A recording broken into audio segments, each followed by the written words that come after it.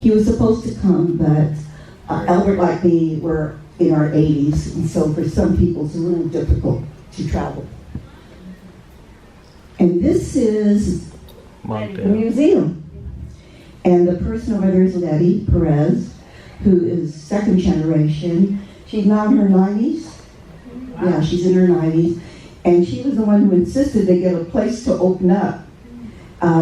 We talked about a museum for a long time, and it was under Letty's watch as president of the chapter that they finally started to rent a place. So at least it was a place that we could look at. And there's voices that I was talking about that Joan May did, and it's one of the books you sell in the... Well, not anymore. We don't have any more. But Joni's got some. Yeah. So... Elizabeth Liz Mahino. Liz died a few months ago. Liz was the person I was just talking about to her granddaughter. Liz and her husband for years would go to all the conferences, renting all of these. They would take films, and it was a time, nowadays you get these little things, you can take the film. It was huge equipment they would bring all over the place. Even went to the Philippines carrying these things out. You have to do it. You have a lot of expenses. But for years, that's what she would do even after her husband passed away. That's her granddaughter. And her daughter, that's Liz on this side, and her daughter. And then her granddaughter Caroline is here somewhere, but I don't think she's here in this thing. But Liz for years, I'm trying to see if I can figure out how I can get a hold of the footage that they shot of all of the conferences, because that's historical too. So, you missed somebody. Ben Menor. Ben wanted to go to his right away. Can we go with that? Can we go with that? There's Emily, who was my intern at one time, and she's now, she's one of the scholar trustees. Don. And that's the other scholar trustee, Don Llewellyn, and Joan May. Though both those women are related to my husband. Kevin. There's Kevin the dog. Whoops. I didn't say anything. Kevin was he's a trustee, and he was the chair of the New York conference, which was a great conference. He's also a psychologist. That's Titania and Princess and Rita. Princess and Rita is really a princess. So Ty on this side is the daughter of Velma Buchholz. And you see her booth over there. What she does is the profits that she makes off her sales all the time starts with her mother, goes to Fanhs National. Oscar. There's Oscar Peñaranda with some of the books he's written. He's a poet. And he came to our very first conference in Seattle back in 1979. But he's been a trustee for a number of years. And last year, or 2 years ago, was the last time that he was a trustee. But currently, right now, he does lead. He brought you to in the Philippines. He helped you find your dad's place. So what he does is he goes back and forth to the Philippines, and if you ask him, he will help you find where your parents may have been, because he's good at that. Eloise Bora. Eloise Bora. Oh, that's not, okay, that's Elizabeth. She was a trustee for a number of years. I first met Eloise at the second conference, and she blew me away. We had a panel called New Research, and at that research, she said, it's the first time I ever heard of it, there were Filipino women on the galleon ships. Now you can figure it out. That's 7 months across the ocean. They weren't there as sightseers. Okay, I don't have to say. By the time they arrived, they were used chattel. So it's always, I've been curious, what happened to them and what happened to the children? So we can only surmise that the families remained in Mexico, and so there were a number of children who came and were living eventually.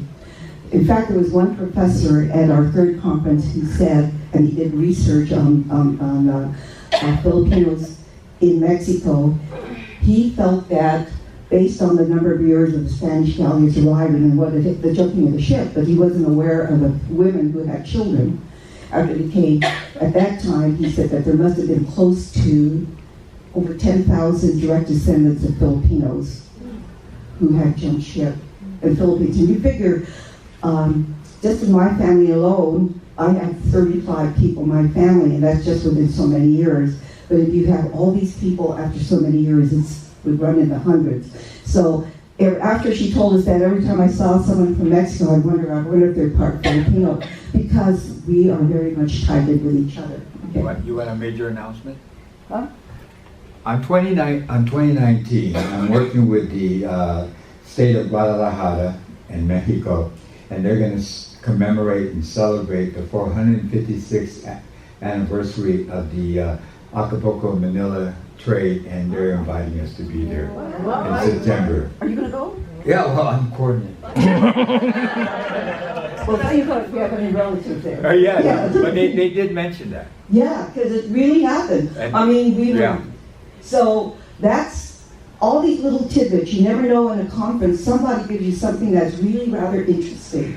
And they want to thank us for the tuba, because that's what was created for the tequila. And I think we're trying to find other things that we were. Yeah. Okay, September 2019. Okay, we have only 7 more days. Yeah, Morro. Morro Bay. Oh, Morro Bay. In the 90s, we Historical. celebrated, or we commemorated a little plaque by Morro Bay. It may have been not exactly where they landed, but hey, that's close enough as far as we're concerned. That was Ernie's job. Ernie. Huh? That's Ernie. Ernie Capriano was the one who chaired that event. And what happened was, the reason we know it was around there is because the first documentation of Filipinos, Indios, arriving, touching land in what is now the United States was October 18th, 1587, and it was a ship's log where a ship came ashore and they were trying to get fresh water or whatever else there could have been to supplement what they had consumed on the flight. There were, not the flight, on the ship's passage. And what happened was, when they went aboard, there were a number of the Indios. There were, I guess, a priest must have been there carrying a cross, and some soldiers, and there was a skirmish between the local natives who were wondering, who are these people? And they mortally wounded one of the Filipinos, or the Indios, and they fled back to the ship. So the captain writes all of this, and it's in a ship's log, and it was written, I think they found it in Spain. And someone told me you can even see it probably in one of the libraries in, I guess in St. Louis, but I don't know. I think I'd most likely be likely to go to Spain. This is Helen Brown. Helen Brown, who is another one of our trustees. Helen was born in the Philippines. Her father was the American superintendent of schools in the northern Philippines. In her oral history, or the one that she wrote for me, she came to the United States when she was a teenager. Her father decides to bring her here, raise his kids here in the United States, and she wrote down that she was amazed when she looked at the dock that she saw white men doing the work that she saw only Filipinos doing in the Philippines. They were the dock hands. So for her, it was a cultural thing. But she was very active in the Los Angeles area, and she was one of our first trustees. So this is Bob Santo. No. Nestor Enriquez. Oh, Nestor. Nestor Enriquez is a former sailor. He also is a blogger, and he does things. The man is amazing. I don't know where he gets his information, but he puts out the really amazing bits of information. I'm not a blog. I don't know how to I don't know how to read blog. I don't even have Facebook, but everybody tells me what he does.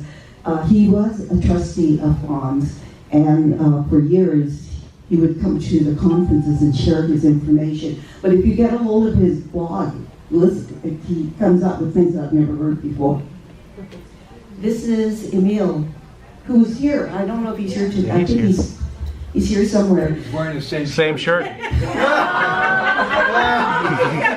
hasn't changed. The person I heard, Emil, he's on NPR, and he's an author, and And a blogger. I guess he's doing shows, because he's in a car, he's going to do it somewhere. But he's a journalist, and he does more current things. He's one of These are our first TV observations. broadcasters. Yeah, a lot of his things are observations, and so he's interesting. So, Allison and Bob. Bob's here. No, his wife is here, Oh, Christine's here. Christine. Bob's back there. There you are, Bob. Anyway, that's Bob Luna, and then, There's Bob. There they are. that's a better picture of you.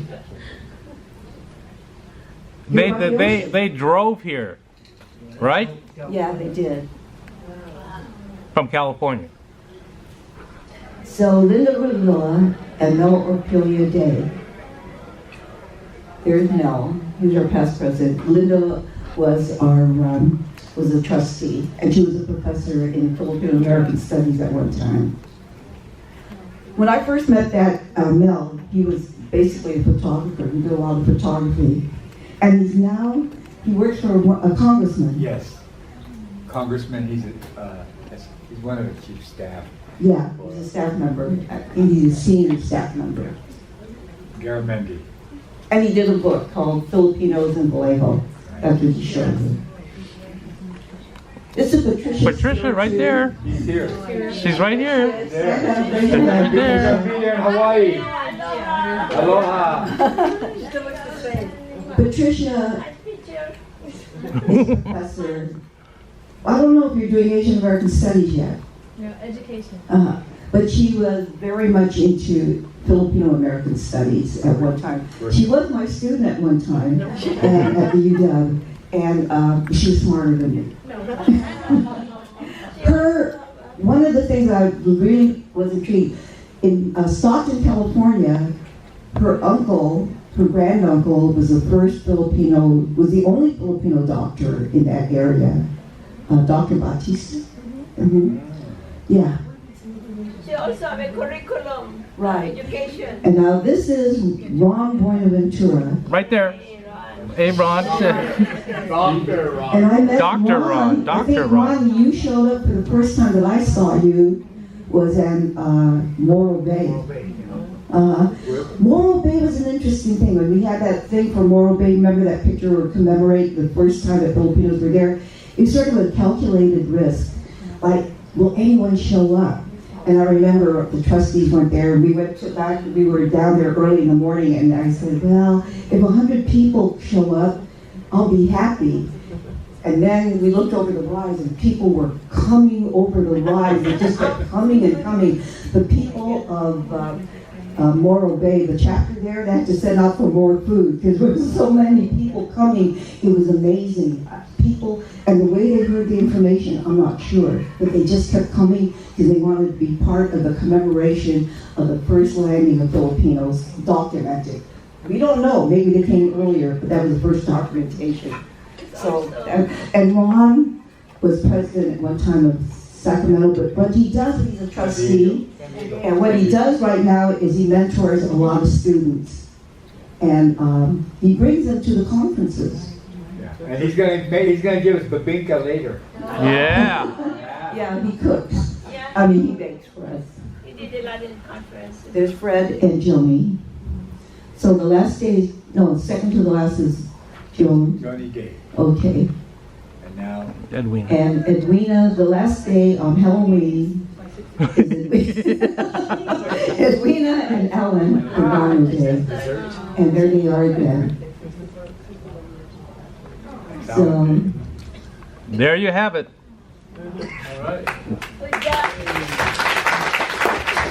Now, this is put together by our chapter, but hopefully hopefully Nashville gets involved and make it an official type of thing. You know, this is like a preliminary.